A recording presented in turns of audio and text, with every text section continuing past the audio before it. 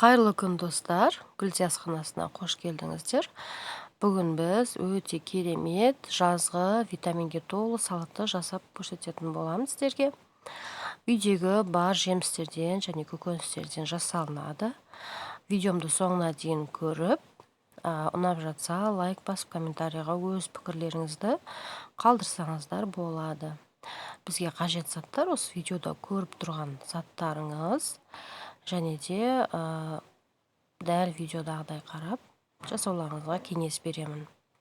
Ең алдыменен осылай орам жапырағымызды өзінше керегінше алып, ұзыншалап, осылай майдалап, турап аламыз.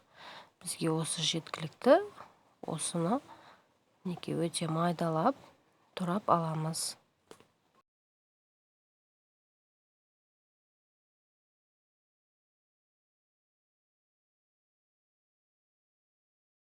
Бұл салатымыз дәруменге толы болғандықтан балдарға жасап берсеңіздер, әсіресе жақсы сүйсініп жейтін болады.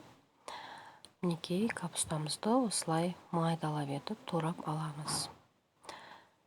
Достар, видеоны көре отырып, маған каналыма тіркеле кетіңіздер. Өте керемет және де өздеріңіздің іздеген видеоларыңызды табатындарыңызға сенімдімін.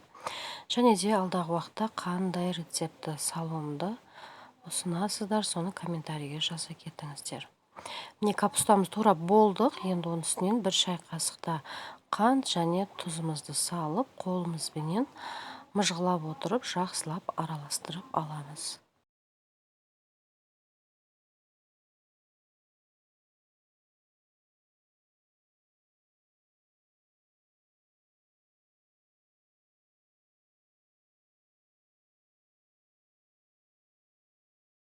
Капустамыздың соғы шыққанша осылай қолымызбенен жақсылап араластыратын боламыз. Міне кішкене суы шыға бастағанда бір шетке алып қойсақ болады. Келесі бізде сәбізімізді үкіштен, яғни осынша ұзын көзінен өткізіп аламыз.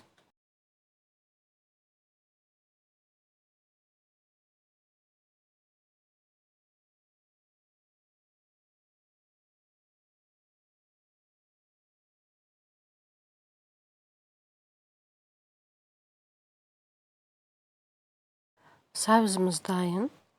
Енді барлық жемістерімізді, көкөністерімізді осылай өткізіп, бір шетінен алып қоя берсеңіздер болады. Енді қиярымызды өткіземіз. Қалауларыңыз бойынша кішкене майдалау етіп өткізсеңіздер де болады. Менде осы ыңғайлы болғандықтан осы теркаменен өткізіп алдым.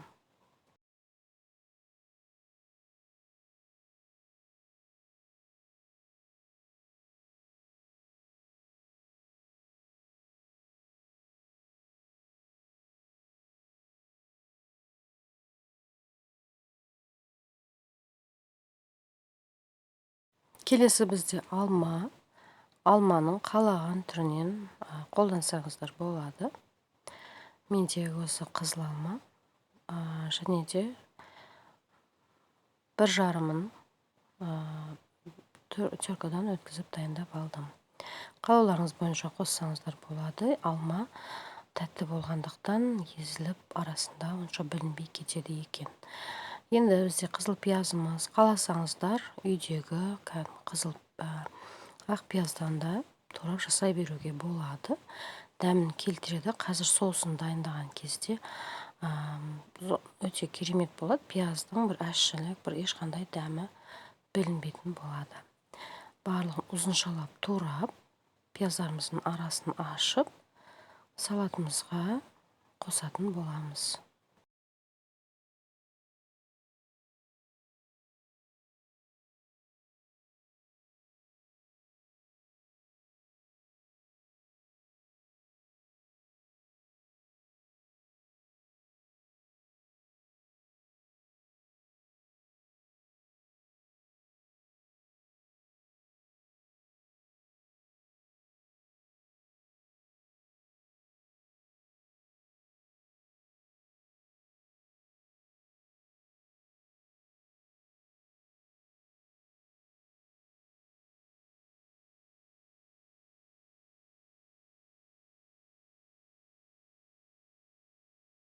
Міне барлық затымызды турап дайындап болдық. Енді соусымызды жасаймыз. Бізге ол үшін 1 шай қасықта бал керек болады. Және де жарты лимонды сығып соғын шығарамыз. Ол көптік қылмайды. Жартысының барлығын соғын жасай берсеңіздер болады.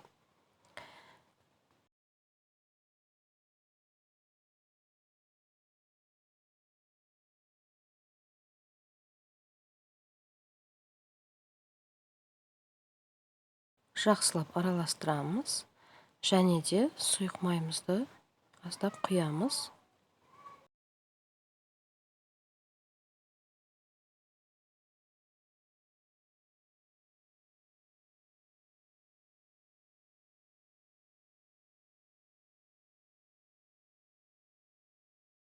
Аздап қара бұрыштан салып, оны да араластырып жібереміз.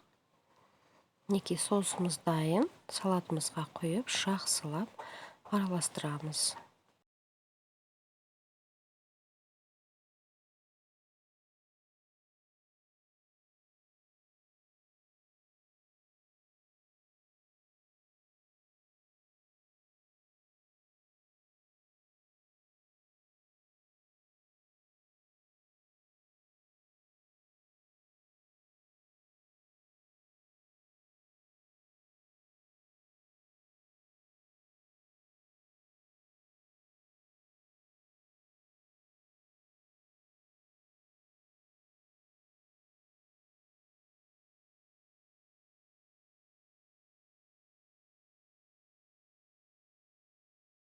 Міне салатымыз дайын.